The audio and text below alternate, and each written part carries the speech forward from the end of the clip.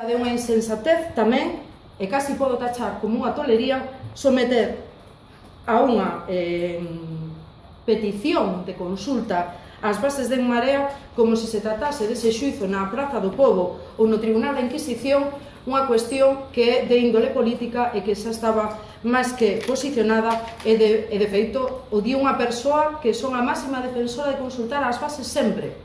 Sempre defendín consultar ás bases presencialmente no que en Podemos e tamén o estendo En Marea, primarias, cuestións políticas, debate político, pero nunca cuestións que xa son de índole persoal, como xa o propio Martiño Noriega, cuestións que teñen que dirimirse nas institucións e nos estamentos que teñen que dirimirse e non someter as bases de espacios políticos fora das cuestións políticas a posicionar temas que son máis ben dun tribunal, e para nós, además, dun tribunal que ten os tintes do Tribunal da Inquisición.